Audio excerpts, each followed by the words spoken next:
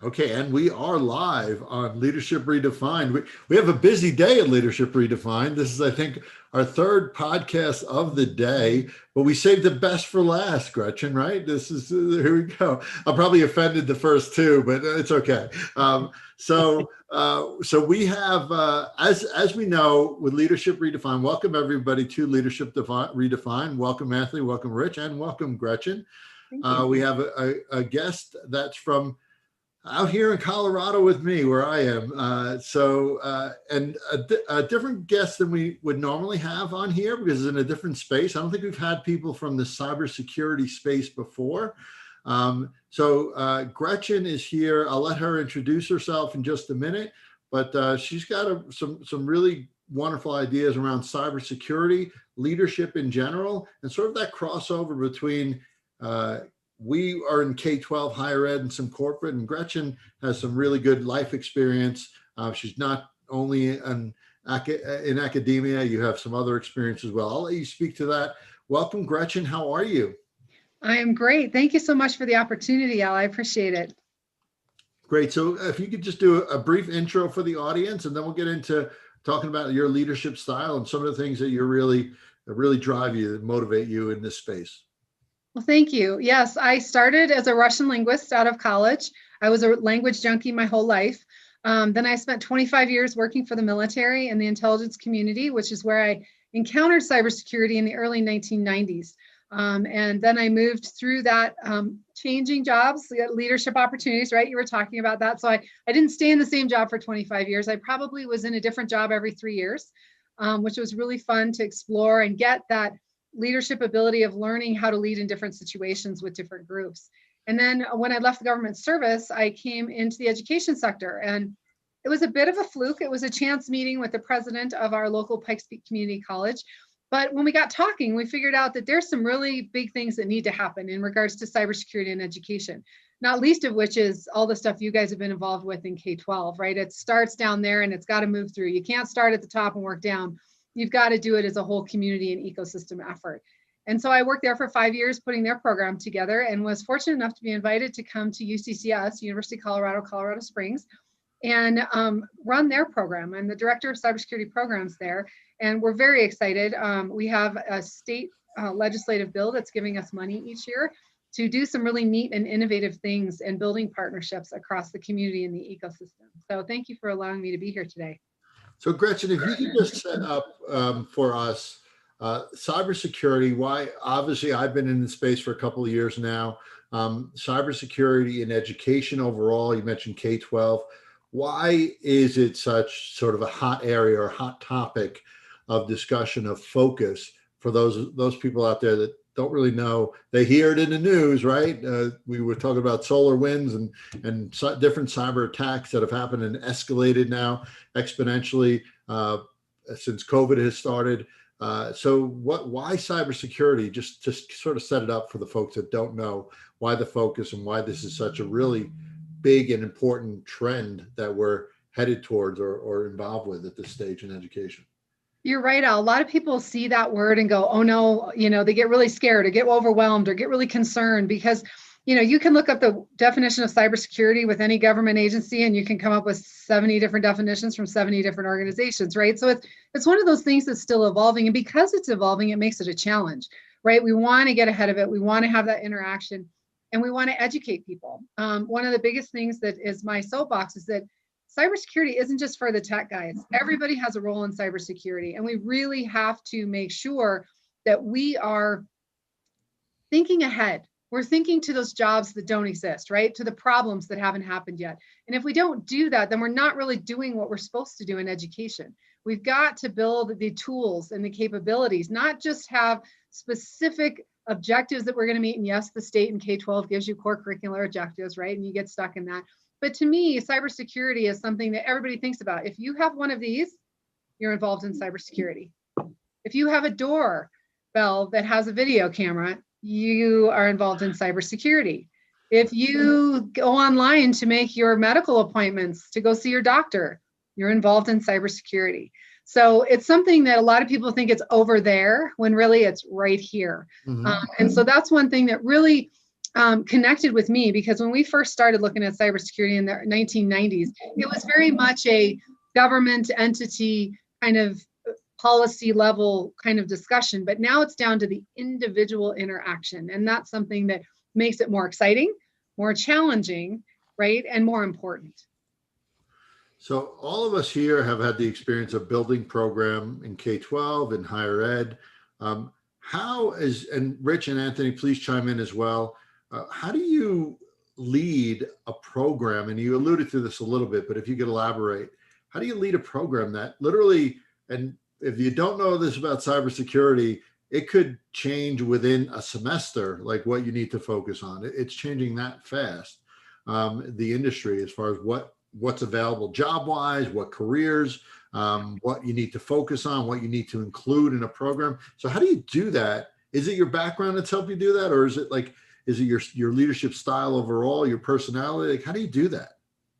I think, Al, it's a little bit of all that, right? I got in on the early and often of this. I've seen ways that it's not done well, just because you don't know. It's not that you're intentionally not doing a good job. It's just you just don't know enough to do a good job, and you got to really stay ahead of that. And so that was one of those things of, that's where I started, is that I had all these opportunities. I had all of these things going on that started to build into my understanding of what cybersecurity is. And what became even more important is that you got to be flexible. And if there's one thing the intelligence community taught me, is to be flexible. You can change vectors, you can move to something else, you may combine some things that you didn't know you could combine. The sociology teacher can talk to the computer science teacher and come up with something really cool and work together. So that's one of the wonderful things I have found about cyber, is that it's multi-dimensional in this whole perspective, right? Is that there are so many things going on in cybersecurity that there's room for everybody to learn and explore and lead. One of the biggest things in the leadership lesson I've learned from cybersecurity is that you have to understand that those people that work for you that are more familiar with what's going on, it's going to happen, right? I mean, we're the people putting out the strategic archway of which we're going to walk through and learn and spread out under. But those young people who are just coming out into the community need to be respected, valued, and connected, because they are the ones that are going to solve those problems that you haven't yet thought of.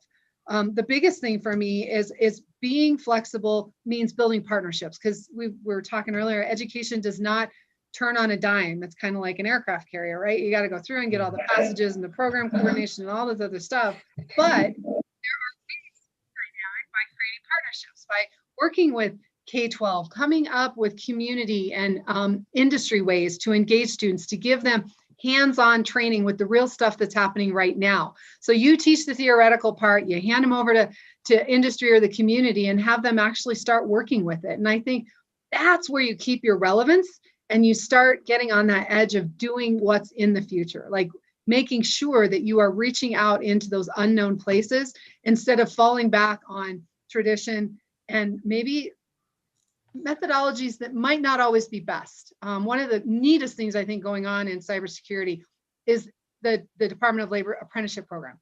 People think of, electricians, plumbers, welders. No. Think cybersecurity, right? So it's a really big mind shift that has been a little bit challenging getting industry leadership to kind of buy into. But I think we are slowly getting there where industry is going, wait a minute, I've got to be a part of the solution. I can't just go to education and say, give me this, and this. Right? Because education only owns one or two of the things. Industry's got to create the rest with it. And that's where those partnerships are absolutely essential. That's so well said. And I want to hear from Anthony and Rich. Rich, part of what we do, just so you know, we have something called this collective mindset, talking about the synergy of all of these components coming together. And it really applies to leadership and program development, and anything else you could think of. It was based in part on futuring, which Rich, you could speak to. Rich has a couple books, one with AI and futuring, right, coming out too, right? Rich, AI, social media. AI, that's coming. That's coming. Oh, that's the next one. That's the next one. Yeah. So, Rich, you just comments for Gretchen, questions, and then Anthony, you as well, chime in. Of which I know nothing, by the way, but as far as AI is concerned. But that's another conversation. But the futuring word is actually part of our collective mindset, And it's a word. I didn't create the word. The word is part of our collective mindset, as I said before.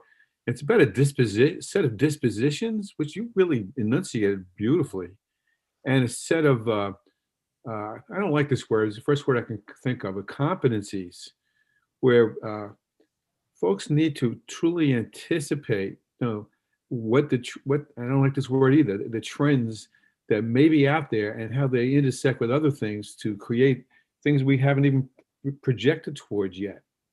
And it sounds like that's what you're doing. That excites me with a capital E. I want to be in cybersecurity now, Al. We'll get you. We'll get you in, Rich. Yeah, Don't so worry. cool. I have a grandson who's he's first year college, and he's bouncing from one major to the next already.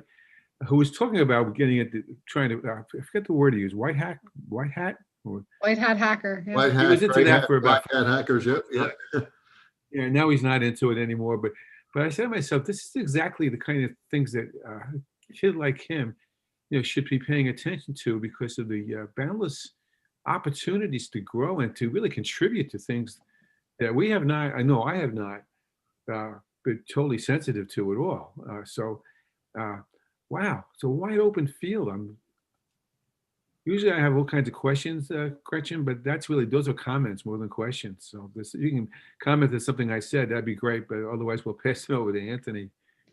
Well, and I do want to address when you talked about the futuring, right? I mean, that's something that people are really uncomfortable with. And this is where leadership comes in, right?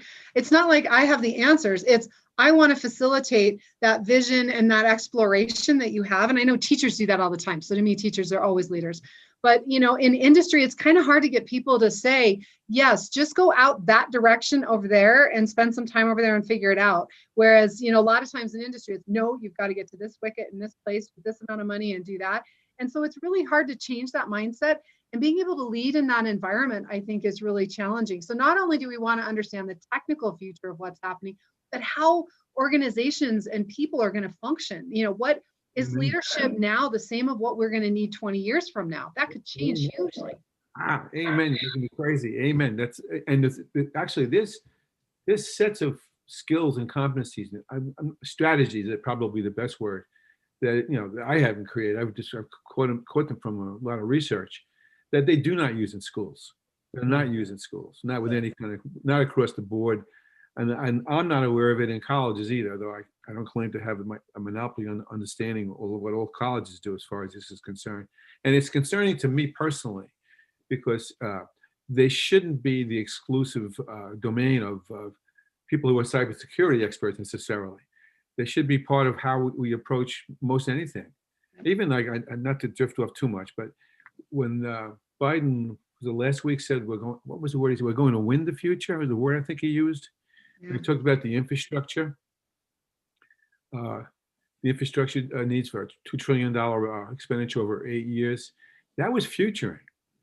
Yeah, that was true kind of long-term think ahead anticipation, and what that suggests for what you're trying to do boggles me. It's interesting.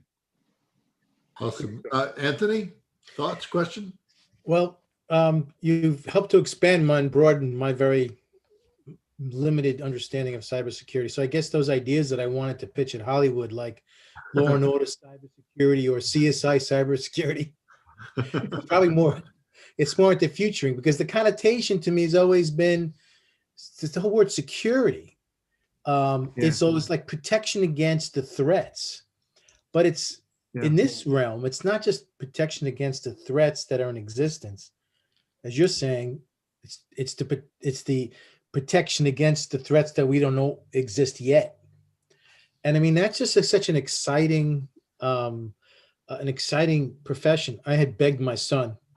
St. John's has a great cybersecurity program. Begged him to go into. He took a couple of classes. Wasn't for him. I'm sure he'll forever be regretting it. But that is just, that connotation, the whole futuring thing, makes it exciting. And the question I really want to ask is more related to higher education, in the sense that what you're characterizing is so antithetical to how colleges and universities operate. it's almost like you got to force them into the 22nd century here, because they're still in the 19th century with how they establish programs and how they're taught, and this whole sense of certificate minded, program minded. That's so antithetical and so futuristic, to use that word. Do you find that difficult sometimes to convey that message to university administration and such? Absolutely, Anthony. I mean, I think that's one of the key challenges is that it is a generational shift, right? And Yeah. because the people who are running the organizations that are doing this don't have that reference and don't have that investment. However, that being said, I think that in the education system, there are the education system, in my experience, has been full of dreamers, people who Right. want to make things better, want to make people more prepared. And so if there's ways to find the gray area, that's my Intel background coming back out, then we go through we go into that gray area and find those partnerships that may be a little different than what they're used to. Maybe we show that and inspire it through the students. We find other ways. If the curriculum, it gets a little too set. I do have to give a call out to the NSA, though. The National Security Agency has an amazing program that's been in place since 1999. Yes, they saw the writing on the wall, which Wow. usually doesn't happen for government agencies talking about future. And they have a Center of Academic Excellence certification that they give in cybersecurity to schools. And it's a Wow. lot of work to get it, because you've got to meet certain wickets, and it's not necessarily how they teach. And so these educational institutions in the CAE have been challenged with that, exactly what you're talking about, Anthony, bringing what NSA and the government and industry really wants into the classroom in a way that it meets the male. It can meet the academic male, and it can meet the industry male. And it's a very evolutionary process. In fact, it's still undergoing change as we go through it. Again, you have to re-up yourself every 5 years, so you have to keep yourself fresh. They don't want a redo of your application from 5 years ago. They want to see what you've done in addition, how you've expanded it, how you've gotten more teachers, how you've gotten more students through the programs. So as much as the system itself can be arcane and the processes, I think the motivation is always there to go into that new thing, find a new way to look at it, find ways of connecting. The biggest thing I find in our university is we now went from having just engineering programs, like you had talked about. It's not a lane, it's a highway in my Right. mind, because there's a cybersecurity lane in computer science, there's cybersecurity in business, there's cybersecurity in our letters, arts, and sciences through our data analytics program. We have it in our School of Public Affairs with law enforcement and all those other things.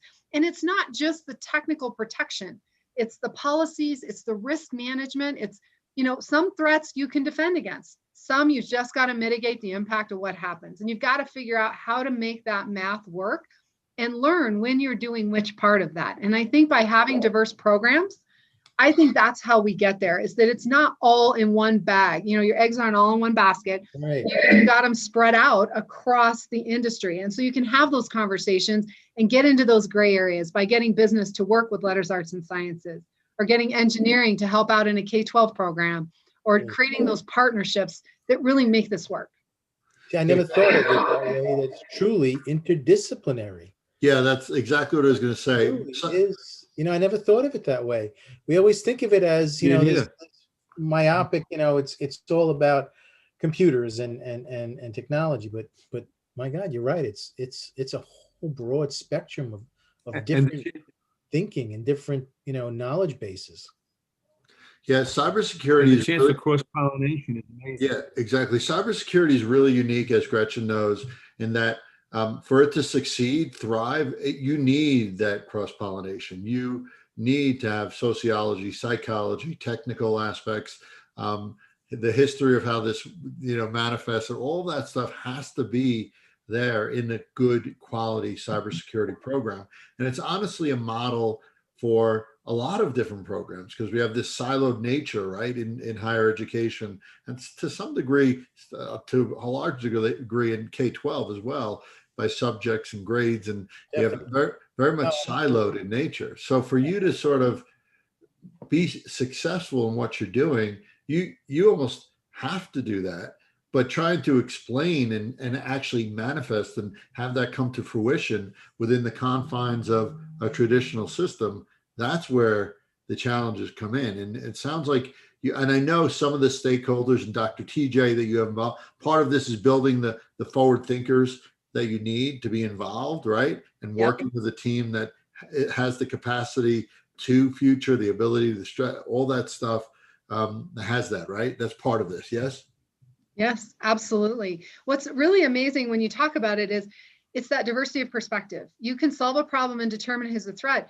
But if you're a music major, and I have a theater major that's gone into cyber, you have a different way you're going to approach figuring that out. And so the idea is to, as you mentioned, Anthony, is to detect where the threats are. Well, if you're all taught in the same lane on the highway, you're only going to see threats in that lane, whereas I'm a linguist. So I look at language like math sometimes, and you have different approaches you take as you assemble what you're looking at. You know, music majors look at it as math. And so if you can put chords together, you're going to see those same types of chords when you're looking at problem sets. And so making sure that diversity is part of the core team is more and more the norm for the hiring that goes on. And I've talked with industry in depth about that. And they really are trying to look for those kind of unique characteristics of students, not just the ones coming out of the technical lane, although they need them. I mean, we can't survive without them. They can't be the only approach we take. That's terrific. So Right. Gretchen, I want to be mindful of time, and we'd love to have you on again, Gretchen. I love this conversation. So I want to just give Anthony and Rich a quick opportunity, closing thoughts, and then Gretchen will give you the final word. We haven't talked about being a female in this industry and the power and value of that as well. So we get another session just on that. Maybe we'll have a few of our past audience or participants to go in on a panel kind of discussion. I think would be great as well. Anthony, then Rich, and then Gretchen will give you the last word. Yeah, just a comment. I greatly appreciate this conversation. It's sometimes interesting to really talk about things that you really don't know, and I don't. But you know how you've described it and how you've characterized it makes me want to be like 30 or 40 years younger. Oh, God. Yeah. Right out of my mouth. Change my professional trajectory. It's never too late, Anthony. So it's never too late. I'm too I'm willing to give it a shot. You, I hope we get to see you again, because yeah, great discussion. Rich? Wow. Yeah, I'm vibrating. I'm just so interested in the things that you talked about and the possibilities that you raise. Like Anthony, I mean, I was thinking more along the solar winds kind of thing, quite frankly, than what you've opened up in terms of possibilities. Sometimes we make a joke among ourselves about Lloyd's of London back in the 1860s was a coffee bean house, and morphed over to something I don't think they particularly strategized to become, among other things. So there wasn't some pretty negative things too that they were responsible for as well. But clearly they morphed from X to Y, and we often say to each other, what we've been working on under this umbrella of leadership redefined as a catalyst always suggests new trails to go down. And right now, I'm talking Eastern time. It's 7:04. I'm thinking, like Anthony is, wishing that I were a lot younger than I am now to have gone down this trail. And I hope you're right that it's not too late to do that. But I'm excited by the level of thinking that you have and your ability to capture the processes that have to go into play to truly have an effective cybersecurity mindset that goes beyond, phone hacks necessarily and so forth. Yeah. Thank you. Appreciate and to add to that, just effectively run a program, to put together a team that has the right mindset to evolve in the way that this needs to evolve. So Gretchen, I'll give you the last word. For me, thank you for coming on here. We have to connect offline at some point for sure. But Gretchen, I'll give you the final thought. Well, I just wanted to address your ideas about, is it too late? I just want to give you a little vignette. I used to host Cyber Capture the Flags, which are events where you go and you plug your computer in and you play with stuff. And we hosted these monthly for a very long time. And we started seeing teams of people from like government contractors, folks in their later years of their profession wanting to get some cyber stink on them. And so they would start coming and they would, hang out in the corner, the 4 of them from the office, and they would see the leaderboard for the competition. And one of the teams that was always up there was, they have the craziest names, like, Mr. Blue Hat or something. And they would say, hey, who's Mr. Blue Hat in this room? I need to know how to get past level 3. And Mr. Blue Hat was an 18-year-old high school student. I bet. Run up there and go help these guys. And so the kid got great experience with leading and explaining and teaching. And they got the experience of learning from an 18-year-old. And so it was so magical to watch that. I just want to let you know, that's what makes me say it's never too late, because there's always opportunities to build that ecosystem and learn new things. Was that a simulation, Gretchen? Yeah, it's a kind of a virtual box competition. We weren't doing any damage to any real systems. So, Rich, we're not going to get you started on simulations, but we can talk offline. We got a bit of a little bit of a guru on simulations here as well. So, Gretchen, Lloyd's of London.